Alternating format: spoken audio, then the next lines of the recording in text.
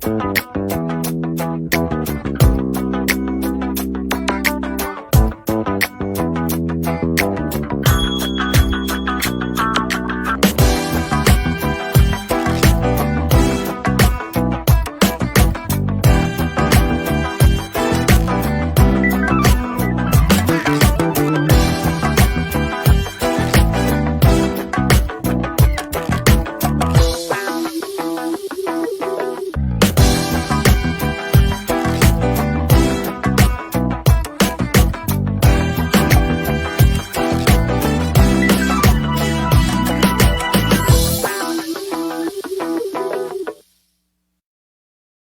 spent countless hours in the garage with your dad. Now investing in that old car and working on it with your son reminds you of him.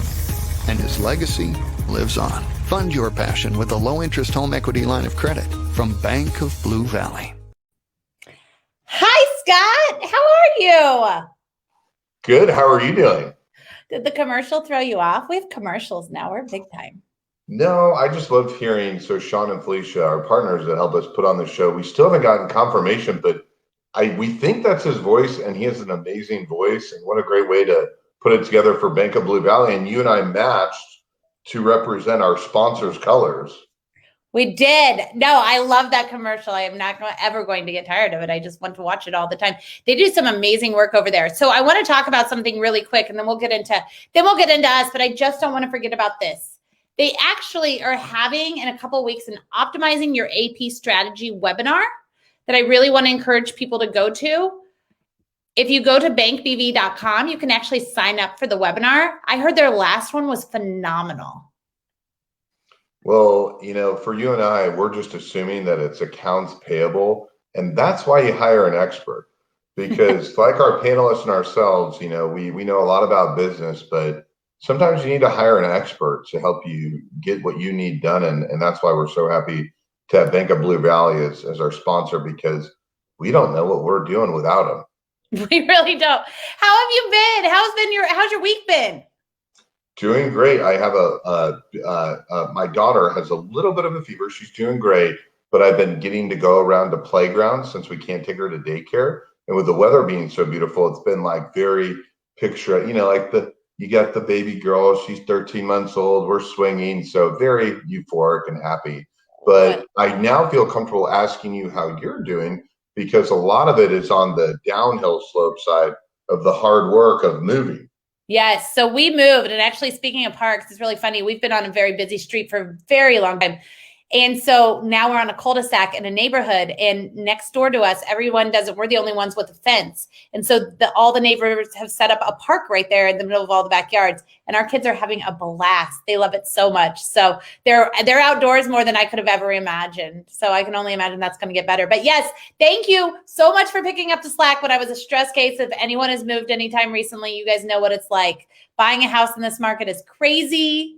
And I have to give a shout out Ashley Kendrick and Katie Grimes. That's who I worked with. Katie on the loan side. Ashley was my realtor. They did amazing, and they helped us get on our first offer. We got in, and that's crazy right now on a cul-de-sac in Overland Park. I am definitely a Joko mom now. So here I am. You want to get the show started? Let's go. And we got the music rolling, and we are going to go ladies first when I hear that tune. Starting number 1, Melanie. Hey guys, how are you? Number 2, John. Hello, everybody. Number 3, Eric. Hey, how's it going? And number 4, the caboose and the connector, Matt. Hey guys, cheers. Thanks for having me. Hello. And look who else is already here. Miss Deborah Rourke says hello. Let us know where you're watching us from. Deborah is actually, I'm going to tell her real quick. Deborah was on the show a few weeks. Next weekend, she is having a kid event where you can send your kids, and they make t-shirts, and they have crafts and games and all sorts of fun things. So if you jump on here, let us know what you got going on. What? She was the t-shirt lady, right? The t-shirt lady, yes. Well, not to keep going on Deborah, but we had a great call on Monday on Cinco de Mayo, we're going to be at her location for a group called Top Gun Kansas City. And her location is a brilliance. It is right next to the IKEA. So right off I-35. And for those that are not network and events junkies, which is a lot of the origination of this show, if you're not centrally located, don't ask people to do events there. But Deborah, do events all the time because it's a beautiful business. And I have no idea how people are not ripping you off because you are a brilliant businesswoman. Well, and just this last thing, and then we'll get to you guys as guests, but I just thought this was so Deborah's brilliant. Awesome, yeah. I wanted to share this. She actually got that space. It's an old mattress warehouse or Mattress USA. She saw it sit there empty forever. And then she finally went to the realtor and said, hey, listen, it's COVID. It's only going to sit emptier. Give me what I can afford. And she got a great deal. And most people are too afraid to go do that. So I just love that. We've got Miss Liberty on here. Good afternoon, watching from Kansas City. Hi, Liberty. Thank you so much for coming back. All right, well, let's get started. Melanie, who are you? What do you do? And how do you get here? So my name is Melanie Clark, obviously. I work for the Kansas City Business Journal on the marketing and sales team, and I am also the president of the Bacchus Foundation. So anything to do with the community or just sales in general, I am happy to help. All right, well, that was too short. You're going to have to tell us more about you. Yeah. Well, when it comes to business journal stuff, definitely focusing on just how we can involve them with the business community. And so brand wise, if you're looking to get your brand really involved with the business community, I can definitely assist with all of those efforts. 2 questions. 1, what is to your left-hand side? What is that? And please show it to the audience. And number 2, the Business Journal is also doing a cool thing where they're highlighting different business owners with a podcast. So tell us about that as well. So you got number 1, show us what is next to your feet. So number 1, I did win Chairman's Club this year. And so for some reason that came with this massive trophy that I have no idea what to do with. So if any interior designers want to come over and help me figure out where this bad boy is going, much appreciated. And 2, when it comes to podcasts, thought leadership has been a huge side of marketing. It's no longer just your standard digital banner ads. We're really looking to present our clients as thought leaders.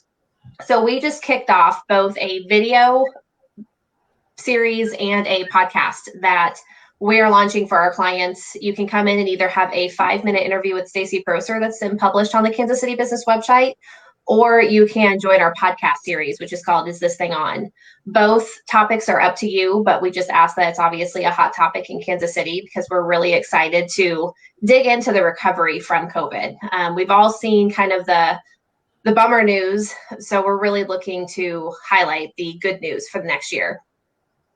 I love that. Well, it's called the Eagle Award, right? Chairman's Club, but yes, it's the Eagle Award. It's the Eagle, so it's a huge eagle. So interior designers, hit up Melanie. Congratulations. She's kind of playing it low, but that's a huge award to win, especially during COVID. Jeez. It was interesting. Well, thank you so much for joining us. John, who are you? What do you do? And how do you get here? Okay. Hello, everybody. And thank you so much for including me. My name is John Cohen. I'm Vice President of Sales at SkillPath. And I started actually in January, so still very, very new here. And for those of you that are not familiar with SkillPath, the company started back in 1989, so been around for a while. And we provide innovative training solutions worldwide. So webinars, in-person events, virtual events, whatever it takes from a training standpoint. And we are also a nonprofit, so we help fund scholarships at Graceland University. So really a great organization to be part of. I'm glad to be here. Just a little quick background on myself and family. So we are not native to Kansas City. We've been here for about 20 years. Home for us is Central Pennsylvania, closer to Philadelphia. So yes, Scott, Philadelphia Eagles fan, 76ers fan, Flyers, all that kind of fun stuff, and went to Syracuse University. So I always remember, 2003, that might be a year that you remember, or at least I remember, Scott, very well. But Donna and I, we have 3 wonderful kids. Lucas, he's videography, has his own company. Erica's a dancer, has her own career going, and our youngest is a freshman at KU. And Hallmark actually brought us here into town about 20 years ago. and I've had the opportunity to work with some really iconic brands, including Hallmark. I was in cosmetics for a while, Russell Stover, and now here at SkillPath. So I'm happy to be here. I have a very important question. Okay. Do you ever say that you're from Philadelphia, born and raised? Do I? On the playground, that's where you spent most of your days? Because if I was from Philadelphia, I would introduce myself like that all the time. Well, it's to be clear, I'm from central Pennsylvania, so I won't say the town because no one will know it. It's easier to say either Philly or central Pennsylvania. Well, you can steal it if you want to. Okay, I will. Okay. I'll give you credit. Aaron, Scott, if you want to pivot to a comment that I'll allude to. What's that? I think he's got Aaron, do you want to pivot? There we go. So the other comment that John was referencing was Carmelo Anthony blocking Michael Lee's shot that potentially could have gone in and created a national championship 5 years before the 2008 national championship. So that's a great memory, John. Not like I remember it like it was yesterday. Julian Wright, not on that team, has been on the show. But John, one question I have for the panel, and I'll go back to you, is a lot of people don't realize in Kansas City, there's one company that works with all the Fortune 1000 companies. So everything from the FBI to the NBA. Does anyone know what company that is? SkillPath. SkillPath Seminars. Wow. So John's company. So John, I think what's kind of cool is Steve Kerr for the Golden State Warriors really wanted to help create a higher level of thought process for his team in back office. So they did a class on unconscious biasm on men, women, and minorities in the workforce. And that was a service that you helped provide and train them. So since being at SkillPath, what is one of your favorite things you never thought in a million years you'd find interesting, but something that you do for one of your clients? Oh my goodness. There's probably not one thing. And again, every day is a new learning opportunity, but it is just the vast range of content that we have here that literally ranges from basic Excel training to diversity and inclusion to leadership, and the fact that it's very relevant. So from an HR perspective, there's topics on how to deal with COVID, or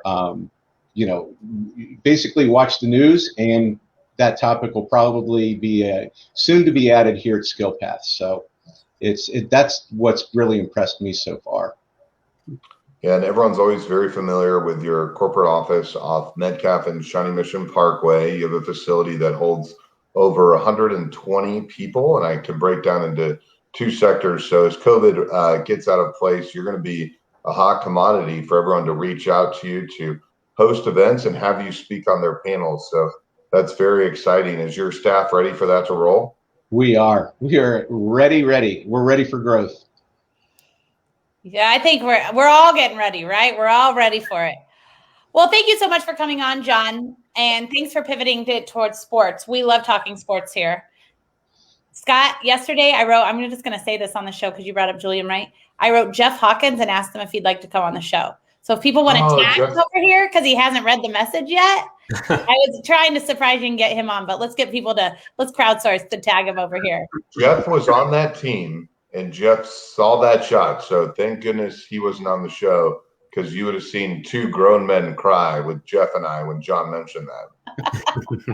Well, good thing it wasn't this show, but tag him over here. Maybe he'll come on. All right. Eric, who are you? What do you do? And how do you get here? Yeah, thanks so much for having me on today. Really, really appreciate the opportunity. Thanks, Scott. Thanks, Aaron. Thanks, Bank of Blue Valley, for supporting the show. Just really, you sound like you do a podcast. Shameless plug for the Gen Y Leaders podcast. We'll get to that in a minute. But yeah, my name is Eric Hughey, Kansas City native. Grew up on the Missouri side in Lee Summit. Went to the University of Central Missouri, where I studied broadcast media and public relations. About 10 years into my career now, I like to say I've sat on all sides of the media desk. So spent some time doing PR, spent some time doing the agency thing, and as of most recently, spent about 3 years in the publishing sector in a similar role to Melanie, and selling advertising space.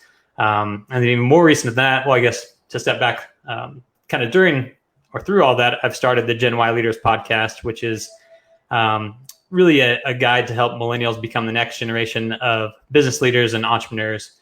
There's a stat out there called, or movement rather, called the Silver Tsunami. And what that refers to is 10,000 baby boomers, 10,000 baby boomers retiring every single day, now well on through 2030. So there's really just going to be a tremendous amount of opportunity for millennials to quote unquote take the helm in the corporate sector, but also in the entrepreneurship sector. So kind of packaging all that together, the podcast and all my different types of media experience, I really I saw a niche that I could fulfill as an entrepreneur, as a consultant. So I started Vessel Media at the start of this year, and really have enjoyed that. So my mission with that is to help small and mid-sized publishers stay afloat and kind of bring back that local community feel, local news. I think we've all experienced what the world's like when everybody gets caught up in the national and international news headlines and all that. I think it needs to be brought back to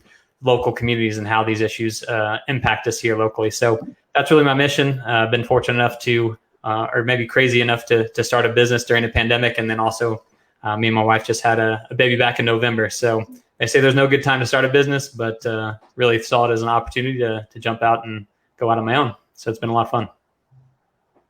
Well, congratulations on your baby. That's a lot going on. Yeah, a little bit hectic, but like I said, no great time to start a business, but it's been a lot of fun. And you said while we were in the waiting room, I think before some people got on when we were having kind of one-on-one, you started, but you're already running, right? Yeah. Already got clients and everything. Yeah, definitely thankful and blessed for that. So I got 3 clients, 2 that are on retainer, and then 1 that's kind of come and go as needed, kind of project based. But yeah, very stable and fortunate for that. Well, Mitch K says, Eric, another businessman and awesome dad. Mitch, you're the man.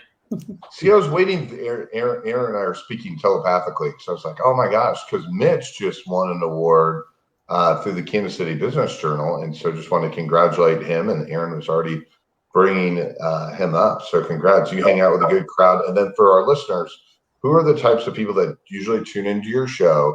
And what are the guests that you're typically looking for to be on the show? Yeah, great question. Thanks. So it's Gen Y Leaders. It's kind of a double entendre for the millennial generation. So instead of the letter Y, it's spelled out WHY, Gen Y Leaders. We're on all the major podcast platforms, but really we're, again, a guide to help millennials become the next generation of business leaders and entrepreneurs. So everyone has kind of their exact, birth date of what defines a millennial. I think roughly speaking, it's mid 20s, mid 30s, maybe late 30s now. But really looking for anyone who is kind of manager level and above in the workplace, or a millennial who has owned their own business for at least a year. And then we just have them on, interview them about their why, what drives them, what drove them to entrepreneurship. And then we try to stay focused on a topic as far as, maybe a key lesson learned or a new industry trend, something like that, to really encourage other millennials to pursue entrepreneurship. Yeah, so I help run a group that's ageist, and we use one reference only: Saved by the Bell. Yeah. If they don't know Saved by the Bell, not a millennial in my book. That is a good reference point for sure. It's a good thing you're not using what was the one with Pat Sajak? Or not Pat Sajak? Oh, Wheel of Fortune?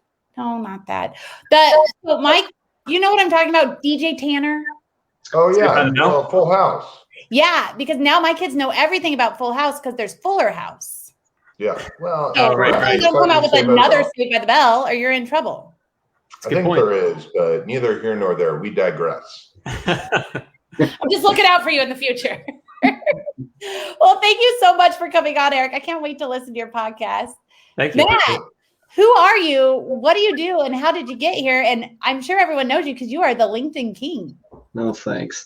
My name is Matt Moylan. I was born and raised in Omaha, Nebraska. So a huge Husker fan, born into it, still continues. Then I went to Northwest, which shout out to their men's basketball team. They just won the D2 national championship this weekend. So Northwest Missouri State.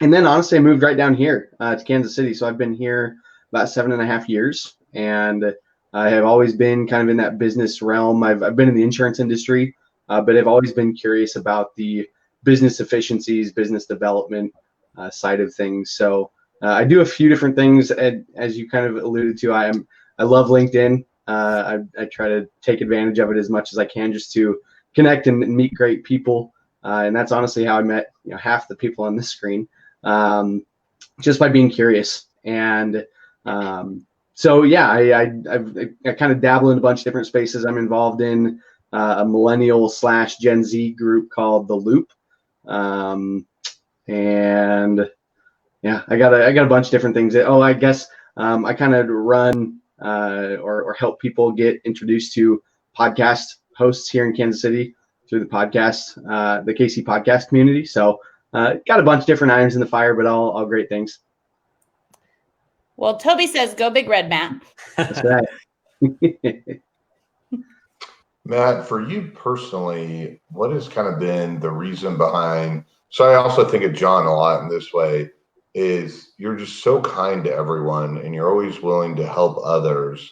Where does that come from? And, how has that played out for you as you've grown your business? You're meeting with 3-4 people on a daily basis. So, where does that urge come from to try to help and connect others? Yeah, I think from a couple different things. When I was really young, I read The Go-Giver. So, for anybody who hasn't read it, basically it's just always giving and not ever expecting anything in return. And so that's kind of the premises around it. So I would say that, and the fact that, both my parents are teachers. And so they have that very kind, giving, kind of hospitality mindset, which obviously transferred to me. And, for me, I'm a big believer in karma, so I want to be genuine and just true to everybody that I meet. I don't care if you're the CEO of the biggest company in town, or if you're, a kid just going into high school or college that just is looking for some guidance and some wisdom.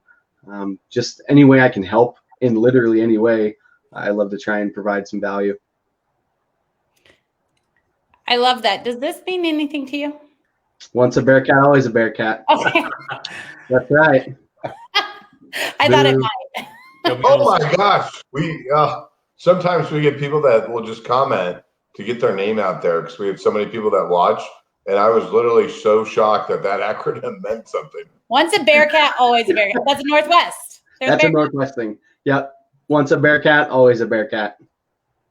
OABAAB. That's right. That's a lot. That's a whole lot to say. Well, thank you so much for coming, Matt. We really appreciate you. I'm sure a lot of these people recognize your face from LinkedIn, because that's where we met too. I wanted to say hi to a couple people. Make sure you're commenting over here. Let us know if you're watching live or the replay, watching on LinkedIn or on Facebook. So Janae says she's late, but she made it. Hello, Janae. And Miss Jennifer Dehan is also here. Good afternoon, everyone. Cheers to spring. It's almost your 1-year anniversary on this show, Jennifer. And then Janae also, she's a huge fan of SkillPath. So great courses that are feasible and timely. So there's some of the fees. So thank you. Janae's always commenting. I just really appreciate that about her. She's awesome. All right. So let's talk about wins. We kind of all alluded. So we'll get through this one pretty quick so we can get, because Wendy is going to come on today. Did you know that, Scott? No. She is. She's Okay. Well, we got to get ready. All right. So before Wendy pops on, let's talk about your wins. We love the positivity. We understand COVID's been a very tough year, but some good things have come out. And so we like to highlight some of that on this show. So Melanie, besides that big trophy to your left, what's another win that has happened this past year?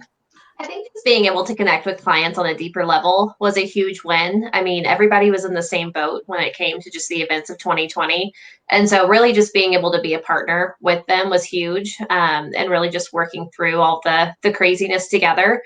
But obviously that kind of did pay off in the end, because the Chairman's Club was definitely a fun win.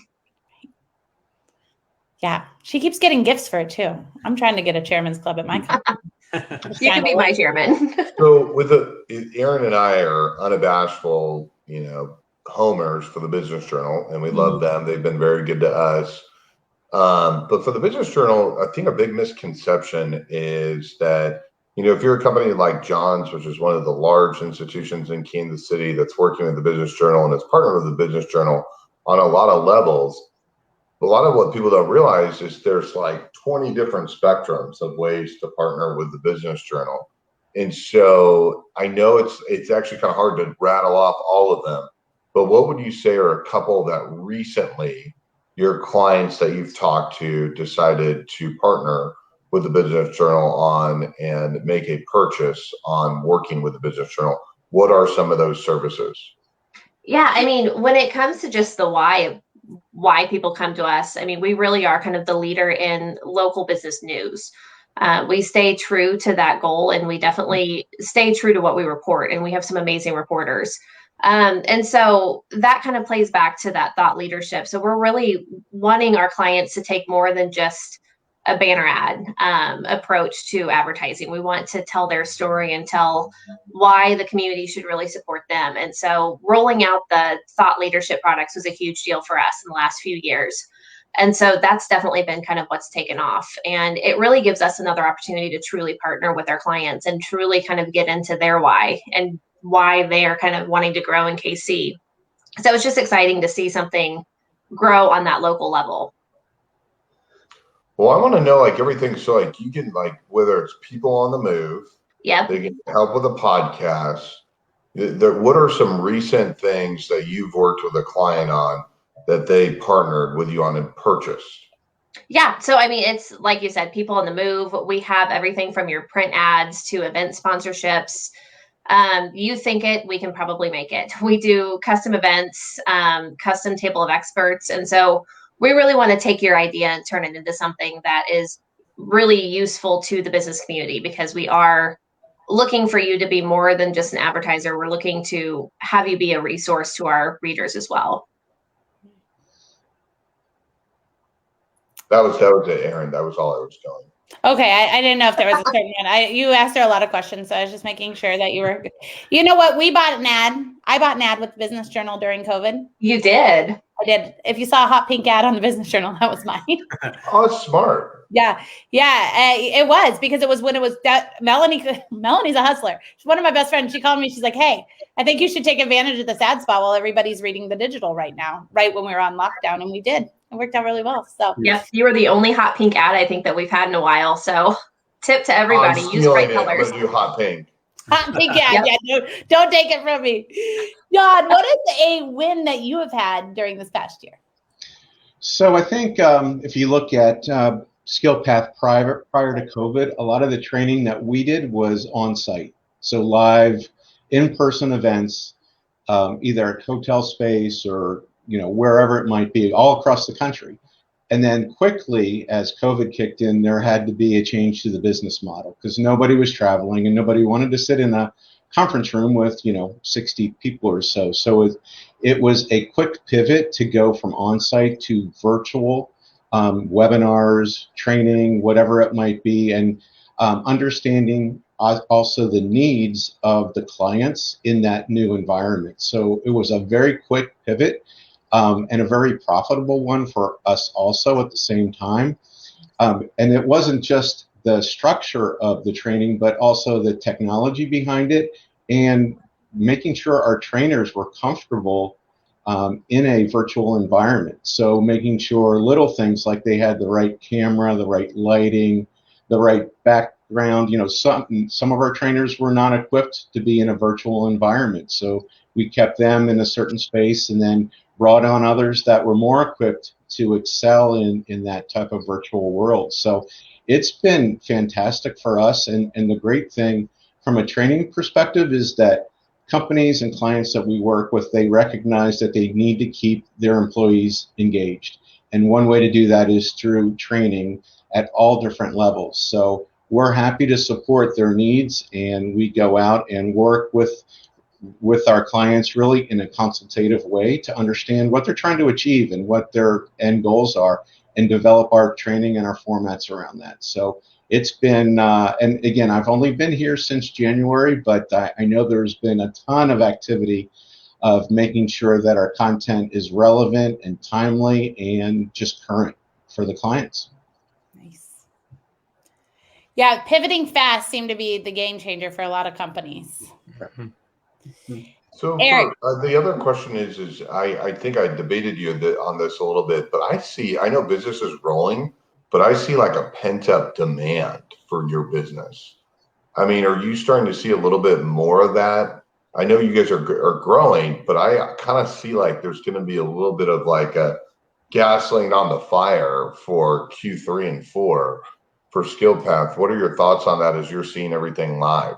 Yeah. So right now, clients are kind of in this gray area where they don't know where virtual versus on-site is going to land and when it's going to land. So we're trying to figure that out and work very closely with everybody to make sure we do this at the right time when the companies are more comfortable doing that. To some degree, Scott, yes, they have held back a little bit from a budgeting standpoint, but their budgets are there. They have funds to spend. And I think once we all understand what this new world is going to look like, to your point, the trajectory that we're on right now is only going to continue to grow over time. So we're staffing up and getting ready for that growth when it comes, because I think you're right, it is going to come. John, have you seen the meme that says it's like the 1920s and it says, now I understand why they were the roaring 20s? Because it was right after the pandemic back then. I agree with Scott. I think it's going to be pent up. Mm-hmm. Eric, it's a great meme. I get it now. I'm ready too, right? For sure. I'll put on a flapper dress. Eric, what is a win that you've experienced? I guess starting companies pretty big. Having a baby, you've had a lot. Try another one. Yeah, exactly. A lot of wins. So having a baby for sure, a little baby girl. Again, she's 4 months old now, so that's the biggest blessing of all. But then starting a company has been great, and I think just to dive into that a little more, I think really the autonomy aspect of just being able to set your own schedule, make your own choices, not having to clock in, clock out, answer to someone has been really awesome, especially with a newborn. I think I experienced something that Scott's probably experiencing right now with having a little one at home that's sick. But my very first week of full-time entrepreneurship this year, it was during the snowstorm, probably, 6 weeks ago. It was maybe 5-6 inches of snow, and it was just frigid cold, below zero. And I think one of the days daycare was just canceled flat out, so we had to have our daughter home. And then another day, it was the rolling power outages. And so daycare closed down like midday and we had to go get her. And so just things like that, be able to, call the shots and, live life on your terms has been really awesome. It's the old debate of whose meeting's more important between you and your significant other. Yeah, it's never a good conversation to have. No. So yeah, you're literally negotiating every 15 minutes. So I have a baby girl that's 13 months old. She'll be popping in with a couple minutes left in the show, but it'll be a welcome pop in. But please make sure if your kiddo pops in, definitely bring her on the show. That's why this is happening. People are asking, look, is Scott hiding out in the bathroom? And then Janae says, I wanted to ask, but didn't have the courage. What are you doing, Scott? So you got the Eagle Award. I got the duck for bath time. So nice. I am in the bathroom. We did interview Mayor Quentin Lucas and former Mayor Sly James, but when you got your kids at home, you got to hide. I think we all are a lot more understanding this year of it, right? Like if we would have tried to do this in 2019, people would be like, what? But now we're all like, oh, that's just your dog. Oh, that's just your kid. Oh, that's just your husband walking behind you. Everybody, we all get it now. Exactly. Matt, what has been your biggest win during COVID? Yeah, so I have an easy one, and then I'll give you a couple others. Getting married was my biggest win. So shout out to my wife Haley. So yeah, planning a wedding during COVID was quite the task, but we got it done. We had a great time and had a fun party. So can't complain, to be honest. So that was my biggest win. Other than that, honestly, I spent a lot of the year just reflecting and trying to grow my personal brand and what is, being clear on what does that mean? What does that look like? And a part of that was connecting. So, things from, like we've talked about a year ago, starting with the Corona crew and Jared Keneally and Katie Sullivan and a whole great crew where we met every day at this time, had some drinks and just tried to talk with people. And so that was fun. And I know, Aaron, that's where you and I really got to know each other really well. And then honestly, just forging new relationships with other people who normally I wouldn't probably take a meeting with, as far as like just to truly connect. And like, I don't need anything. I don't want anything. I just want to talk with you. I just want to get to know you. How can I help? And just get to know you and your business. So I would say those, getting married, clarity, and connecting with lots of new people were kind of my big three. Did you have a rescheduled wedding? Did you have to reschedule? No, we were lucky enough to where we had our original date. Nice. Yeah. That was some serious pivoting when you talk about those reschedules. Yeah, I think we made and we kept the same date, right? I think we made 6 or 7 different guest lists, which making one guest list is tough enough. Yeah. So Janice didn't make it because of COVID. Right. Yeah. Shoot. No. But I mean, overall, like, we were very lucky in the fact that we got married in the fall, and so a lot of that, kind of tightening of everybody's whatever was kind of let loose a little bit before it really got cold, which is kind of when things went back to being tightened up. So we kind of hit a perfect sweet spot, thankfully. Nice. So I'm going to put you on the spot as a friend. You've always wanted to do your own podcast, and I've tried to nudge you that it would be cool to interview people that have podcasts and talk about their podcasts. So are you thinking about doing it? When would you do it? And do you have a name? So yes, I'm thinking about it. It's something I'm kind of working on alongside another kind of side hustle project. So yes, to answer your question, I am. It's kind of along that same premises of I would be interviewing podcast hosts from KC or really wherever, and the thought of the title or the podcast name would be either Flip the Script or Flip the Mic, because basically we're going to be, that interviewer, that host is now on the other side of the table or the mic. So, not like you thought about it, but that's a catchy name. So as the marketing lady, I'd be on that show. You have to go buy the URL right after the show, and now you have to start before someone else does it. See, Aaron, is it not a brilliant idea? Well, yeah, I knew you were working on a podcast list. I got a sneak peek at that, and I love the idea, but I think that somebody might steal it. I want to ask you, who would be your dream guest? Ooh. Okay, you already flunked because you didn't say Eric or Aaron. So. No, they're already VIP guest list, priority list. It's a good answer. Good answer. Man, I don't know. I would say someone who I've listened to podcasts, a long time, and kind of who I would sort of look up to in that realm, and that'd be like Lewis Howes or Tim Ferriss. I've listened to Lewis Howes since the beginning.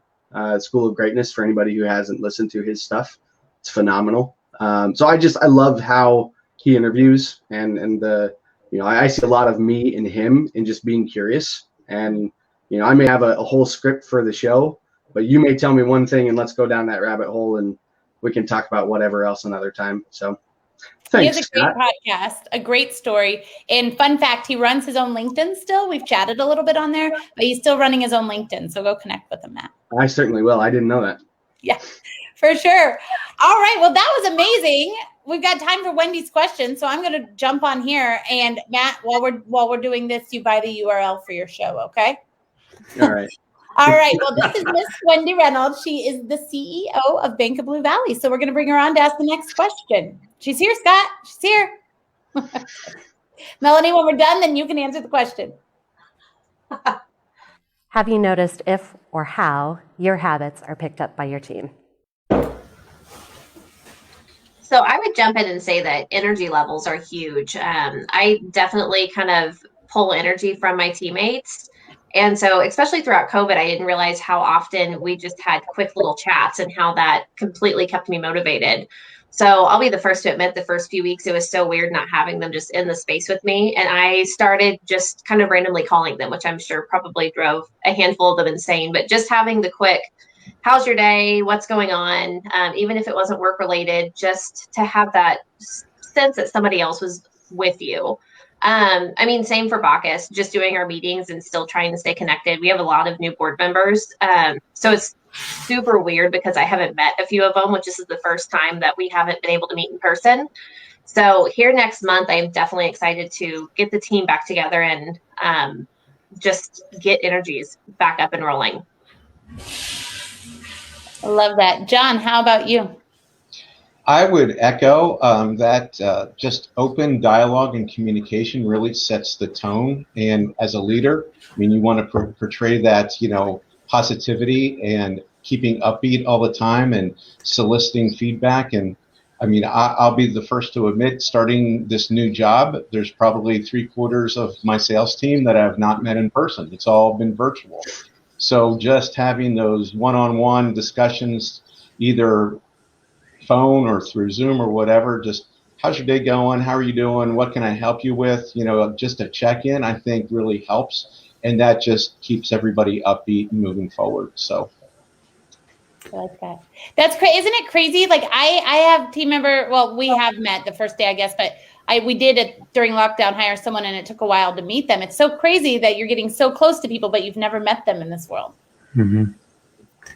I don't know. I mean, John, you could have helped answer this question. So if you work at a larger organization, so you have, 60, 70, 80 people, we really feel like, not to reference a comment someone just made in the comments section, but it's kind of like everyone has their own little tribe or team or group. And I think that's very imperative that we figure out new ways for those folks to connect on a weekly basis outside of instant messaging and Zoom. I mean, I get the all hands meetings. I get that. I think we'll see less of that. But how have you tried to help your teams bond? Or are there any tips you have for folks that you're utilizing? Because there's a lot of different groups that report to you, but maybe not all of them need to talk every single day or every single week. Do you have like subset groups that get together?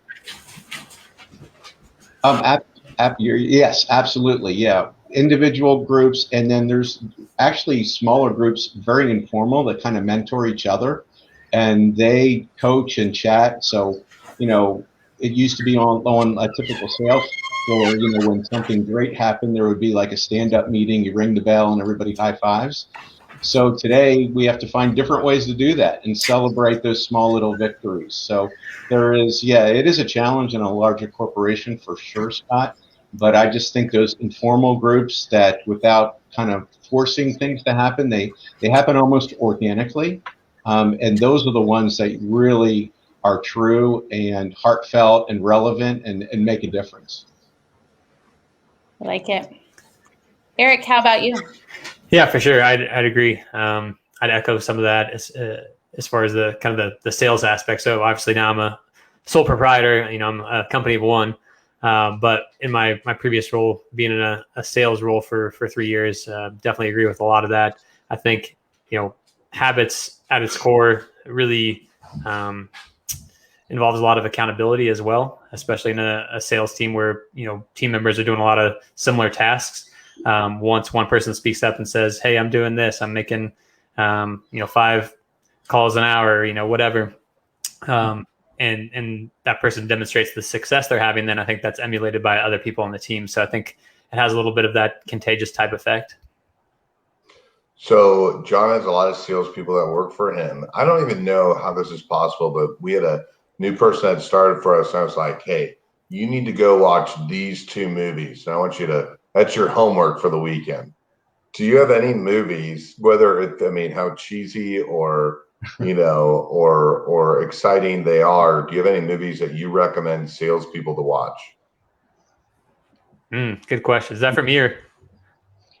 Well, no, for you. Yeah. Okay. Well, either or. I think we should all answer this question. Yeah, for sure. You go first, then John. Let me think about that one. Movies. I have one for entrepreneurs. That's also sales. You got to be a salesperson. The movie I watch all the time is Pursuit of Happiness. Yeah, it's a good one. Just for motivational quotes alone, it's beautiful. Yeah. That and the things he did, like not drink water so we could get more sales calls in, right, and stuff like that. Like start at the top of the list where they told him to start at the bottom. It's very motivational to me. Yeah. All right, I gave you guys time. Now, do you have your movies? I watched what was it, Joy with Jennifer Lawrence not too long ago. I know it's a little bit of an older movie, but it's more entrepreneurship than sales. But I think it's really good as far as persistence and overcoming limitations and self-limiting beliefs and all that. So that was a good one. And then just watched the Boiler Room, which is a classic one with who's all in that? There's a ton of people in that one. Cameos galore, but it's a different type of movie. You leave it kind of guessing what happened or where people went wrong, but it's still a compelling movie nonetheless. Was that one of your movies, Scott? You looked real excited. Well, yeah. So, there's Boiler Room, Wolf of Wall Street, Glengarry Glen Ross. So there's always these cheesy sales movies, but it's there is a little bit of things you learn from everything on there. Boom, there we go, Beck. And Beck's hosting a radio show as well, so please tune into Beck's show. I know he has it on LinkedIn.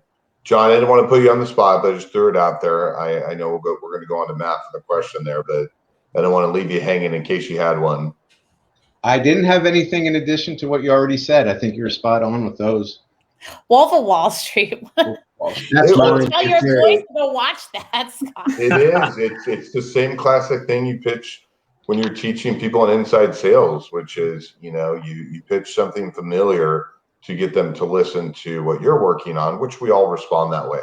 We respond that way on social media. We look at something that has a right and a wrong and something we know a little bit about. And that's what pulls us in and human nature. And so, although those movies don't have a good moral reasoning behind them, they're absolutely wrong.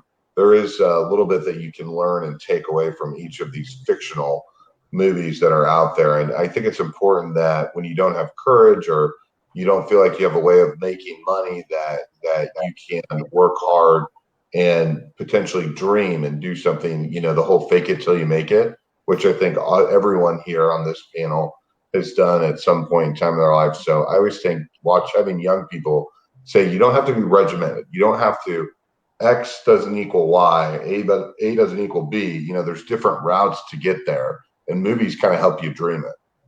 And for Gen Z, YouTube.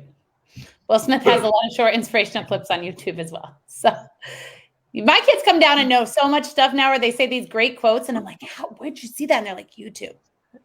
So YouTube. All right, Matt. So the two things that come to mind for me are efficiency and just workflow strategy. So whether it's your daily, what's your daily regimen look like, or it's how, the frequency at which you check your email, or, your process at which you bring a client, or whoever through whatever your workflow is, and how efficient are you with those processes. Those are kind of the top things that for me, I've kind of through COVID and really just in general that I focus on, and we as a team kind of focus on to make sure that we're not only doing the best with our time, but more importantly, best thing for our clients in the most expeditious manner. I hate to beat a dead horse here. I love that answer, but we have a few comments. I'm going to show all four of them back to back, and then you can re-answer a question from earlier. Pat says, don't think about the podcast, just do it. Liberty says, sounds like an awesome podcast, and she would definitely listen. Then Pat said, Matt's a personable professional. He would crush it. And then Liberty said, it's a great idea that would help us listeners navigate the podcast world. So, have you got your URL? All right. Not yet. I'm going to do it here in a minute. Good answer. Also, I want to, this happens every week, Scott. I don't know if you ever noticed this, but one or two guests on the show will get a few comments over here about how awesome they are. And then I kind of internally always feel bad for the other ones. I'm like, should have told your friends to watch, right? With this comment, this makes everybody have had personal people here watching and cheering them on, which just speaks to this networking group that we have. So this is actually Melanie's boss. that came on here. She said you have an incredible tribe and you are a rock star. And she just wanted to make sure we knew it was about Melanie. I wouldn't be here if it wasn't for Beth, though. She, hands down, has been the best leader that we've had through COVID. Just always keeping it positive and bubbly. Even on like the worst of days, I'll call and probably rant way too much, but she still turns it around and makes it worth doing. And Beth is a veteran. And we talked a couple weeks ago about hiring veterans and how amazing they can be. So yeah, she's also a friend of mine, and she will make you, if you ever want to go on a walk with her, just be prepared to walk a lot of miles. Yes. Hey, Melanie, you work with, go ahead. If you're about to show another comment, I'm going to ask a question about hiring veterans. You know, everyone tackles it at some point in time in their career. I know John has worked with a lot of people personally that have been between, because we have the officer school at Fort Leavenworth. So we have a lot of retiring officers. I've not been involved in the last, I would say, 12 to 18 months. Has it gotten better? Because we look at veterans that lead thousands of people, but then when HR gets a hold of their resume, they're like, well, you don't have any technical experience, or you don't have any logistical experience in this field. And they totally do. With your interactions with Beth, has hiring gotten better for veterans, or, you know, what's your guys' thoughts on that? We actually did a VA event last year and had a great turnout. It's definitely a topic that the Business Journal in general really focuses on and digs into. I personally don't know how it's going, but that's something that we truly do focus on. And I mean, just judging by Beth's amazingness on our team, I can only support the fact that I could totally see that happening in every other company. And she says she's blushing. So yeah, that'd be awesome. We should do a veteran show. Well, we've had tons of military officers on this show that are also entrepreneurs. And, you know, one thing that, you know, they, in a lot of ways, people are kind of forced into entrepreneurship, because you go from leading thousands, if not tens of thousands of people, to then saying, well, you don't have 3 years of technical IT software B2B sales, so therefore we're not going to hire you for X. And it gets frustrating, because, you know, one thing that the military does is they're training you on it's like going through the Sprint Accelerator program back in the day, where you get trained in a bunch of different areas. And so I struggle why it doesn't correlate into hiring. And I think, well, and Janae says right here, there are tax credits for Kansas employers that hire veterans, which is pretty amazing. All right, let's hit up a couple more of these comments, and then let's do your favorite part of the show, Scott. So first of all, Amy wanted to make sure she's not supposed to watch Wolf of Wall Street, right? Amy, at your own risk, and your HR department did not tell you to do that. Gen Z, I think that she's still here for the podcast. I think Liberty's really in your podcast, Matt. Please start it right away. And that's going to help us find a few veterans to join the show with Shay Sparks, who's been on our show as well. Beth has not been on our show, so we're booking you for that show, Beth, as well. So, all right. Well, this is, I pre-warn everyone before you join the waiting room, Scott, that this is your favorite part of the show. This is what you wait every week for, right? So essentially, Scott, please bring us your very best today, your best icebreaker question. And Melanie, we'll start with you. Okay. What we're going to do is we're going to do two. One is, what was your worst high school job? And then secondly, what was your first car, and did it have a name? So yes. What was your worst high school job? And then first car, and if it had a name, you got to tell us the name of the car. So I would say my worst high school job, I worked at Moe's Southwest Grill. And just having to consistently roll the burritos really got old. But I've worked since I was 14. So it was really important with my family to build a really good work ethic. But I do not want to go back to the burritos, that's for sure. Car, I had a red Ford Focus, and her name was Roxy. No idea why she was named Roxy. It just came to me, but yes, a little red zippy car. Now are you a redhead growing up? No, I chose the color. Well, my hairstylist chose the color. I like how you asked that growing up. Like, Yeah, I got to be. Yeah, it was a. Yeah, speaking of Amy and the HR question there, again, you can. I don't know. Yeah. So, John, what was your worst or high school job you think the most fondly of? And then tell us about your first car and if it had a name. Got it. So my worst high school job would have to be back in the day, and I'm going to date myself a little bit by stating this, was at a time when everybody got a newspaper every single morning, right? So I used to get up at the crack of dawn and hand deliver newspapers, ride my bike. It didn't matter if it was snow on the ground or whatever it was, but just forging out and that was horrible. It was the worst thing in the world. But I would say also at the same time, we were also responsible to do the collections. And that's probably where the sales part, now that you asked earlier about sales and where that came from, and it was building relationships even at that age, even though I hated delivering the papers, getting up real early in the morning and doing that every single day. But so that was my worst. My car in high school was literally a friend of or a neighbor of my grandmother's had a car that she never drove, and it was this big white Oldsmobile Cutlass 2-door with this huge engine in it, and everybody called it the tank because it literally was built like a tank. You could run into anything, and I did at that age in high school. You run into things because you just do crazy, stupid things, and it was a tank. It wouldn't fall apart. Roxy and Tank. All right, Eric. What was your worst high school job? Yeah, First car did have a name. Yeah, I actually loved my high school job. I only had one all throughout high school. I was a groundskeeper for a couple baseball fields at a local parks and rec facility. So it was kind of a grounds crew of one, and got to go prep the baseball fields every night. Drag the dirt, chalk the lines, all that fun stuff. So I actually really enjoyed it. Worked by myself, got to be outside, get a tan, all that fun stuff. So fortunate for that. First car was, I called it the Green Monster. It was a Saturn SL2, like four-door sedan, but it had no speedometer, so I didn't know how fast it was going. No odometer. I mean, not that there wasn't one existed, it was just broken. So I didn't know how many miles were on the car. The sunroof leaked, and the muffler was virtually non-existent. So there was no way I was sneaking out of the house or anything like that, because you could hear me coming like 10 miles away. That's smart. So we got Roxy the Tank, and then you said the Green Monster. The Green Monster.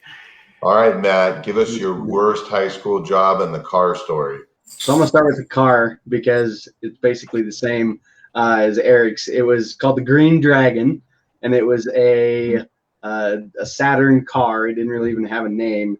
No power steering, no power doors. It was manual. The speedometer was always 10 to 15 miles an hour off.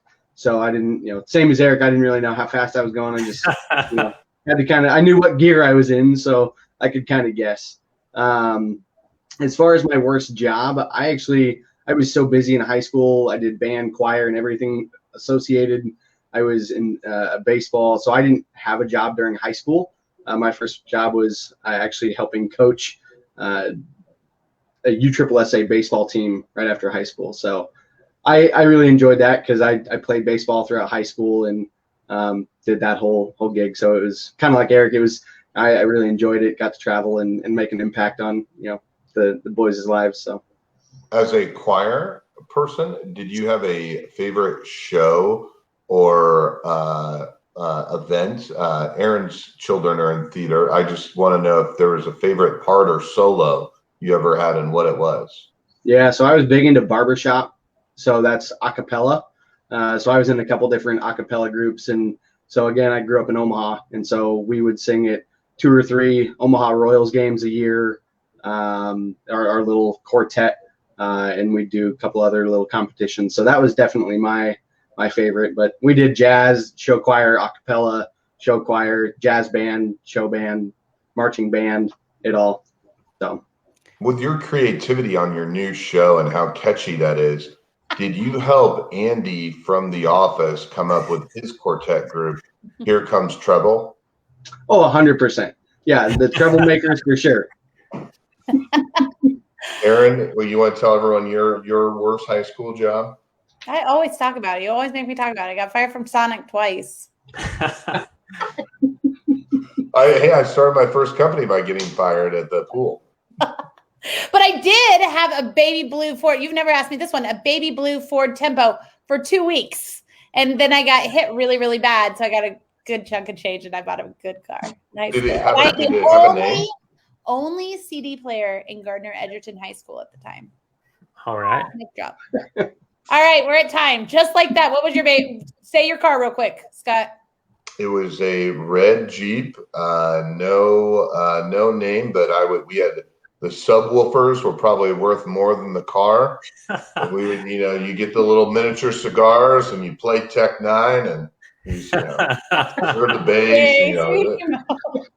Yeah, it was pathetic. All right, with that, I want to remind you, Bank of Blue Valley, go to bankbv.com and sign up. Thank you all so much for coming on. We really appreciate it. Make sure you connect with all of our guests. They are all amazing. Watch out for Matt's new show. We're really excited for it. Okay, Matt, we'll be watching your LinkedIn for your announcement on your podcast. Thank you so much for coming on. Join us next Tuesday, same time, same place. Have a wonderful week. Bye. Bye.